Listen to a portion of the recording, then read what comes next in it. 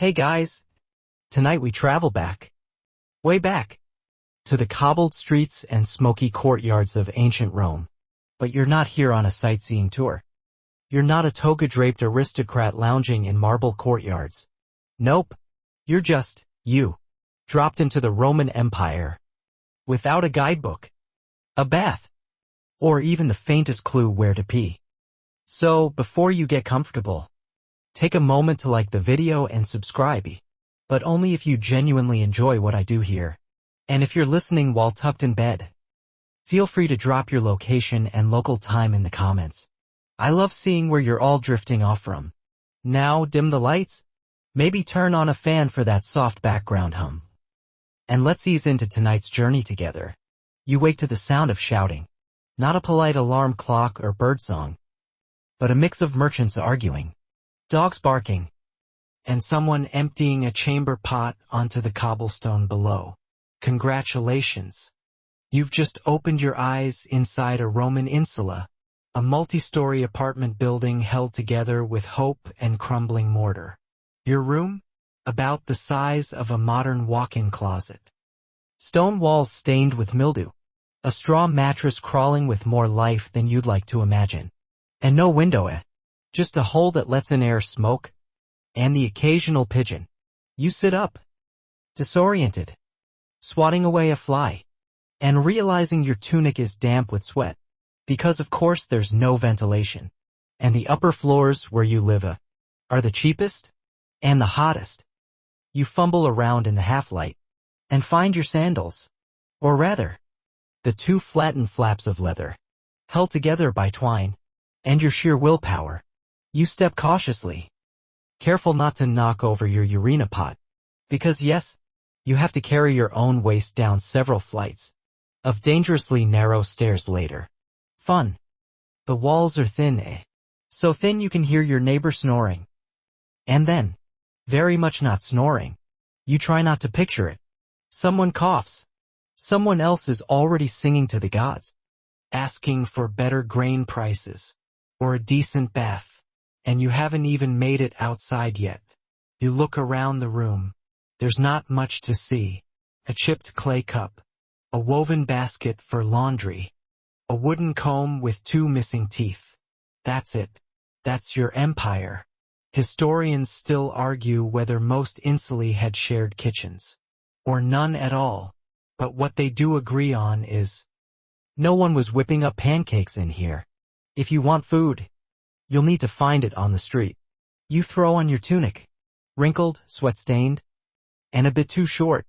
You grab your belt and tie it with a knot. That probably qualifies as Roman engineering. Then you brave the stairs. They creak, they tilt, they smell like garlic and spilled wine. Each step is a gamble. Will this be the morning you fall straight through? To the floor below? Maybe, but you make it. And outside, the city hits you like a wave. The air is thick with smoke from cooking fires. Vendors shout about figs and salted fish. A cart rattles past, pulled by a donkey with one functioning eye, and absolutely no urgency. And just like that, your Roman day begins. You're not important. You're not rich. You're not clean. And you're definitely not ready. But you're here. And survival? Well, you've got about 23 hours to go. You shuffle out into the street, and it's already chaos. The kind of chaos that doesn't scream. It murmurs, growls, and hums through every alley. You dodge a kid with a basket of figs. Someone spills wine. A street musician plucks a lyre like it owes him money. You're hungry, but let's manage expectations. There's no cafe, no barista, no freshly toasted bagel. Welcome to the Roman Ientaculum, a breakfast so bleak it makes toast without butter seem luxurious. Your meal? Stale bread.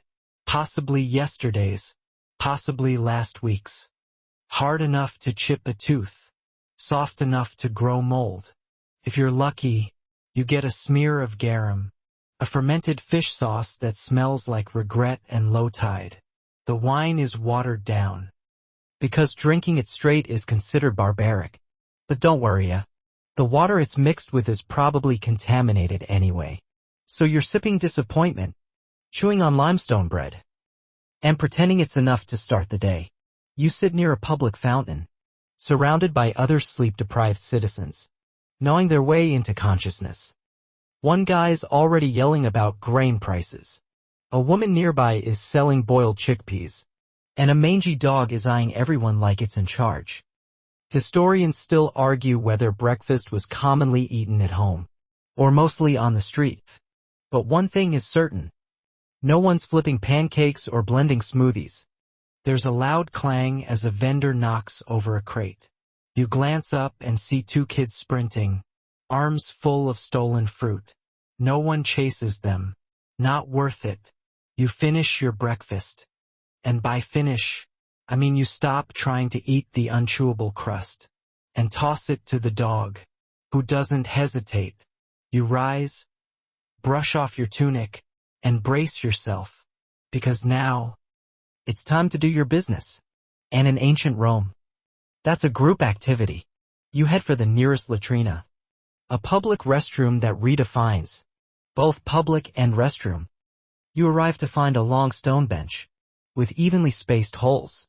No walls, no privacy. Just you, your neighbors, and a shallow water channel flowing beneath. Gurgling softly like it knows too much, you lower yourself, avoiding eye contact, but no one else minds. A man beside you starts talking about his sore knee.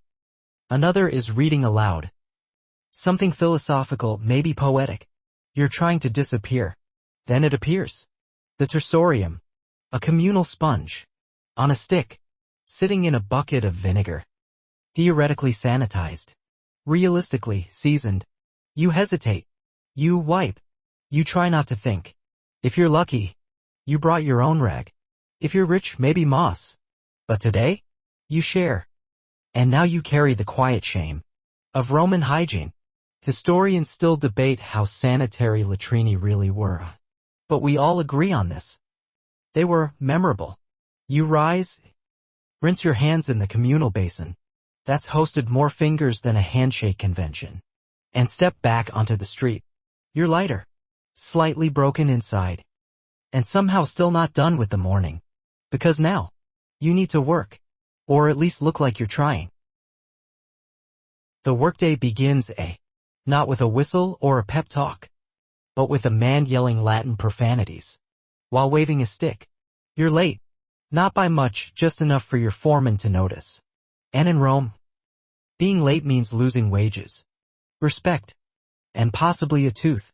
You pick up your tool, a shovel or maybe a basket, something splintered and vaguely threatening, and join the line of other workers, dragging themselves toward a construction site that might someday become a bathhouse, a temple, or a monument to someone who's never lifted a brick in his life. You're building Rome, literally, with your hands, your back, and sandals that offer the support of a wet napkin.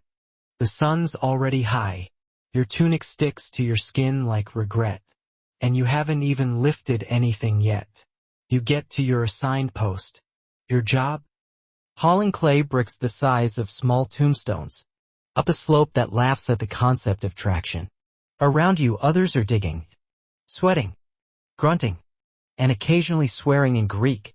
A guy nearby drops a stone on his toe, doesn't even flinch, just wraps it in cloth and keeps going. That's Rome. Pain isn't special. It's part of the job description. Historians still argue whether Roman laborers were paid daily or weekly, but nobody argues this. You work, or you don't eat, and if you're enslaved, you don't even get the option of complaining. You glance up at the sky, searching for a breeze. Instead, you find dust, and a seagull, mocking you. A cart rolls by, creaking under the weight of marble slabs. 2 oxen pull it, sweating as much as you are. One stops to relieve itself, splashing your foot. Of course, you sigh, grab your load, and climb. By midday, your arms feel like noodles made of fire. Your back? A question mark. You finally get a break, Not because it's scheduled, but because the foreman stepped away to yell at someone else. You sit in the shade of a wall, bite into a fig that's mostly seed and disappointment, and stare into the distance, wondering if being a gladiator would have been worse. Probably. At least here, your enemies aren't armed. Just cranky. You watch a group of women passing by. Baskets balanced on their heads. They're headed to the market. Children in tow. Laughing, shouting, living. One tosses you a piece of bread. You nod in thanks. Grateful for the moment. Grateful for the carbs. Then it's back to work. You haul. You lift. You dig. You feel your skin turning red. Your sandals getting thinner. Your patience fraying like an old tunic hem. And still, the wall isn't finished. The pile of bricks hasn't shrunk. The Romans built empires. But not with magic. They built them. With sweat, sunburns, and questionable workplace safety. And here you are. Part of that legacy. An unnamed, underpaid, overheated cog in a monument. No one will ever credit you for. But you keep going. Because there's no off button. Just sun, stone, and the hope of surviving until dinner. Lunch is not a luxury. It's more like a pit stop on the way to exhaustion. You trudge toward the nearest shaded spot, a crumbling wall or a lonely olive tree, and collapse like a sack of grain. No one's handing out menus. There's no break room. No pottery mug of fresh coffee. You pull a bundle from your belt. A hunk of stale bread. A sliver of hard cheese. And maybe a fig. If fortune's smiling, you bite into the bread. It fights back. Dense, dry, and textured like limestone. You chew slowly, hoping it softens before you lose another tooth. Spoiler, it won't. Next to you, a man tears off a piece of his and dips it in wine. Not the good stuff. Just the watered-down kind. That tastes like sour dreams and a hint of vinegar. You do the same. And it helps. A little. Nearby, someone hums. Someone else curses the heat. And over by the fountain, a group of kids chase a chicken with more energy than you'll have all day. The sun is merciless now, high above and absolutely thrilled to roast you like a festival pig. There's no escape. Only slivers of shade and the occasional breeze that smells faintly of garlic. Sweat and the fish market. You sip from a shared flask. Not water. Wine is safer. Roman aqueducts are engineering marvels. But that doesn't mean the water's clean when it reaches your end of town. Historians still argue whether lead pipes caused widespread health issues. But if your head's pounding, you're not blaming dehydration. You're blaming plumbing. You glance across the courtyard. A woman sits beside her stall of vegetables. Her toddler clings to her tunic. A clay jar of lentils beside them. She catches your eye, nods once, and you nod back. A moment of solidarity. Different jobs. Same grind. Someone tosses you a dried date. It's sweet, sticky, and gone in 2 bites. You share the pit with a nearby cat, who looks vaguely unimpressed but accepts the offering. There's a debate nearby. Grain rations versus olive prices. It gets heated. Someone slams a loaf of bread like it's a legal argument. No one wins. You lean back against the stone, eyes half closed, tunic clinging to your skin. Your body aches. Your thoughts drift, not to dreams or ambitions, but to the simple wish that the afternoon shift might pass quickly and without injury. Just as you're starting to relax, the foreman's whistle shrieks, breaks over. You groan, stand, dust yourself off, and adjust your belt. Again, there's more knot than cloth now, and somehow tighter than when you sat down. You sling your basket over your shoulder and join the slow, Sundays shuffle back toward the job site. No one talks. The city hums. A flute plays in the distance. A donkey brays dramatically. A man yells something about stolen lentils. Just another Roman afternoon. You sigh and keep walking. The street is not your friend. It's a gauntlet. A living, breathing obstacle course paved in uneven stone and soaked in everything you don't want on your sandals. You step outside your worksite. And instantly the chaos hits. Vendors shout prices. Dogs bark at carts. Children dart through the crowd chasing each other. Or a runaway melon. There's music. Sort of. A man with a lyre playing 3 notes repeatedly. As if they'll eventually turn into a song. Spoiler, they won't. The footpath, if you can call it that, is raised. Barely wide enough for 2 people to pass. Without someone's elbow becoming intimate with your ribs. And the middle of the street? That's where the mess lives. It's open drainage. A small trough of dreams. And by dreams, we mean diluted fish guts. Spoiled wine. Animal droppings. And something suspiciously human. You hug the edge, trying not to slip. Because if you do, your day just went from bad to biblical. A wagon thunders past, pulled by oxen that look as overworked as you feel. The driver doesn't slow down. Why would he? In Rome, pedestrians are considered obstacles. And you, friend, are not the hero of this story. You're the speed bump. You dodge to the side, nearly stepping on a sleeping beggar who curses in 3 languages. Impressive. Someone bumps into you from behind, and you instinctively check your coin pouch, not because it has much in it, but because you'd at least like the illusion of control. Historians still argue whether Rome had any official street cleaning system, but they all agree on one thing. It didn't work. You pass a butcher's stall, flies circle like they're attending a formal dinner.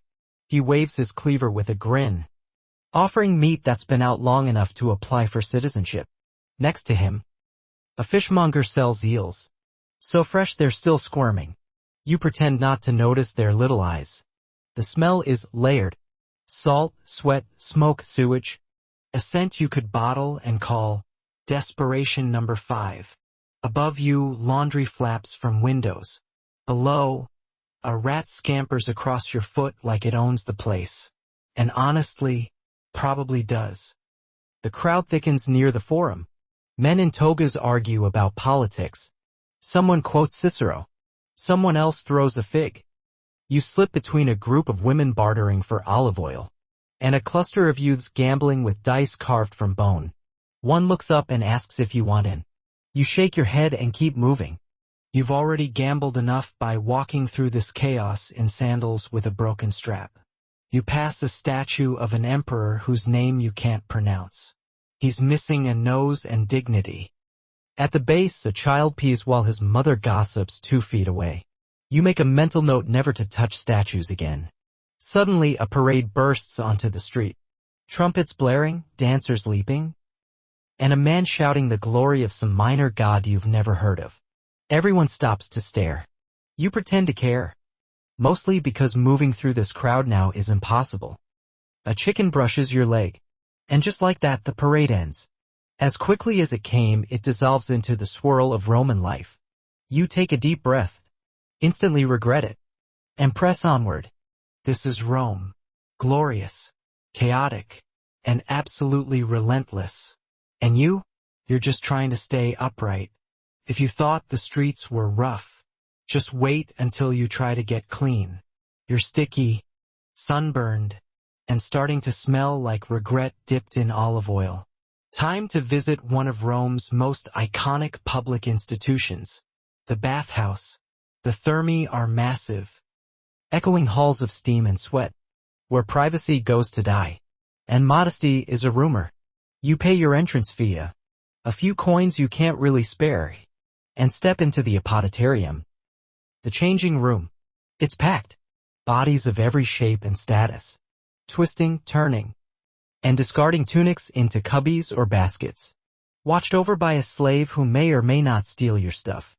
You disrobe, trying to act casual, while praying no one notices your uneven tan or that weird rash on your ankle.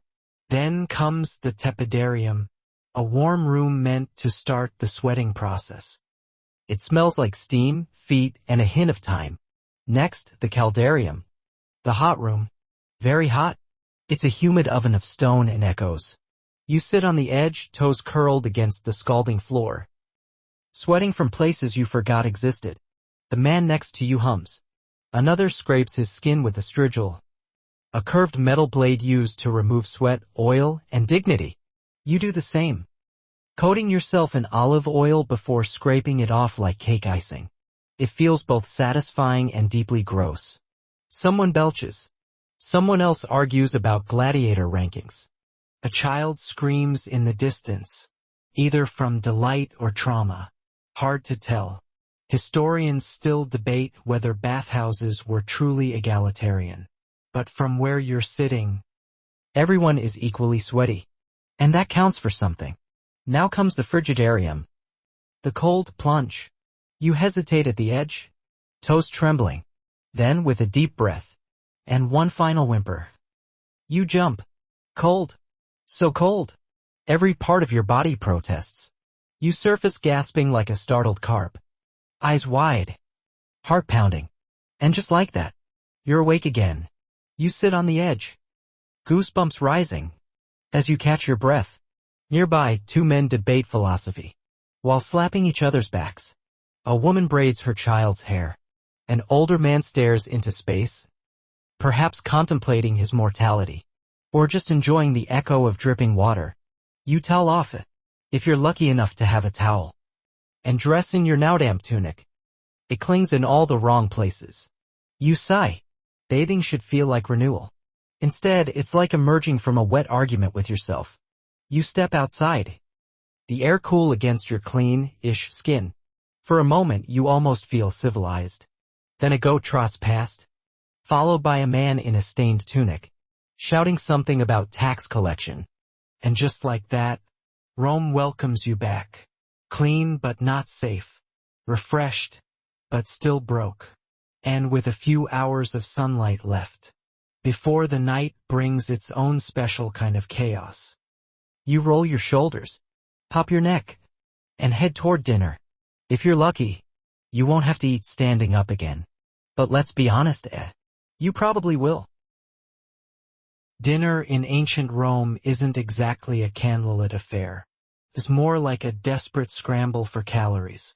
Before darkness falls and the city turns, well, darker, you find a vendor selling pulse, a porridge made of spelt, water, and disappointment. It's hot, salty, and slightly gray. Tastes like wet gravel, if gravel ever dreamed of being food.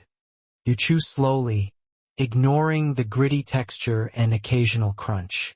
You hope is grain and not something with legs. No wine tonight, or if there is, it's been watered down, until it tastes like a sad memory. Across the street, a group of wealthier Romans recline on couches, laughing and slurping up honey-glazed dormice. Yes, dormice. You try not to look. Try not to imagine the crunch.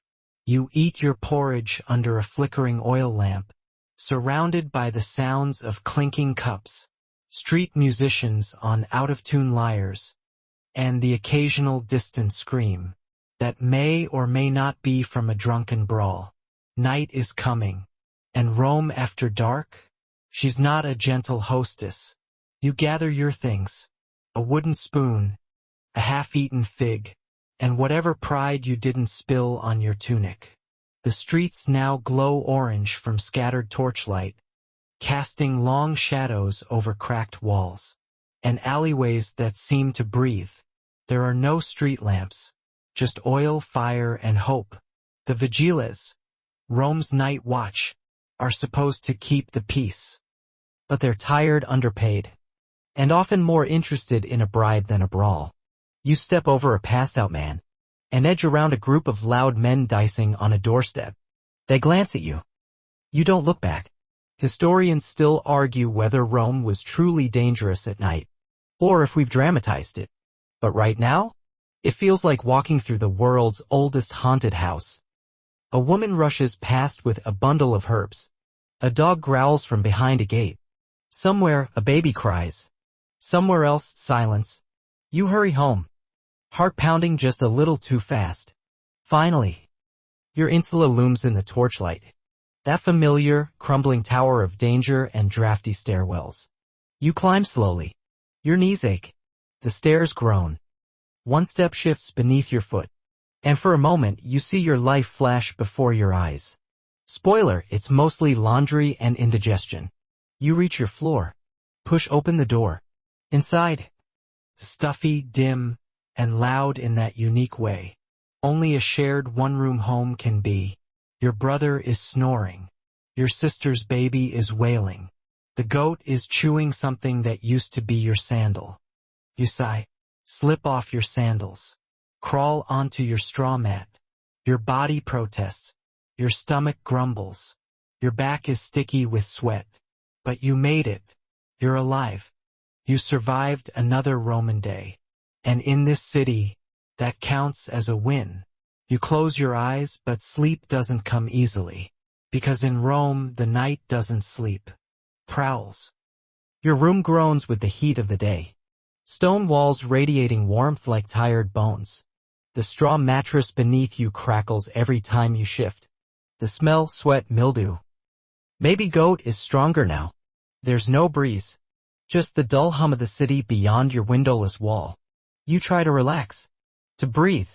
To disappear. But someone on the street is singing. Drunk. Off-key. Loud. The kind of performance that makes you question art as a concept. A neighbor drops a pot. Another yells about stolen firewood. And down the hallway someone is laughing. Not a joyful laugh. A sharp, jagged one followed by something breaking. You curl into yourself. Tug the coarse blanket higher. And try not to think about the fire hazard. That is your entire building. Roman insulae were infamous for collapsing or burning. Flimsy wood. Packed walls. Open flames. You do the math. Historians still argue whether most fires were caused by carelessness or poor construction. But tonight, all you know is, if that torch downstairs tips over, you'll have just enough time to grab your tunic. And maybe your chamber pot. You shift again. Try to find a comfortable angle. The baby has stopped crying. The goat, miraculously, is asleep. Outside, a distant horn signals the changing of the watch. And finally, mercifully, Rome quiets. For now, your mind drifts. To the ache in your legs. To the dust still clinging to your feet. To the moment earlier when that patrician nearly ran you over with his carriage and didn't even look back. You think about the life you have, the city you live in, the empire you serve. And you wonder, will it ever get easier? Then you remember. This is ancient Rome. There is no easy. There is only endurance. And the hope that tomorrow, maybe, just maybe, the bread will be fresh. The wine won't taste like socks. The sun won't feel quite so angry. And your neighbor won't cough directly into your dreams. You exhale. The night presses in like a heavy curtain. And finally you surrender. To stillness. To exhaustion. To the quiet hum of a city that never really stops. You fall asleep not with a smile, but with a grim sort of peace. Because you made it. You survived the unrelenting, unsanitary, unforgiving, and absolutely unforgettable Roman Empire. And if you're lucky, you'll get to do it all over again tomorrow. Now the streets of ancient Rome fade into shadows. The shouting vendors, the stomping sandals, the clatter of carts all grow distant. You're safe now, tucked into a world that no longer demands anything of you. Let the flickering torchlight soften into a warm, golden blur behind your eyelids. Breathe in slow and deep. Feel the tension slip from your shoulders. As the weight of the empire lifts off your back, there's no more shouting, no more climbing stairs, no more lead in the water or vinegar on the sponge. Just silence. Cool, calm, and steady. Picture the moon hanging quietly over tiled rooftops. Its glow tracing the edges of a once bustling city. Now fast asleep. Even Rome rests eventually. And so should you. Let the rhythm of your breath become the only sound that matters. Let the stillness wrap around you, like the soft folds of a woolen cloak. Because tonight, there are no emperors to please, no crowds to push through, no hunger to endure, only peace, only rest, and maybe, just maybe, a dream of clean sheets and modern plumbing. Sleep well, traveler of time, sweet dreams.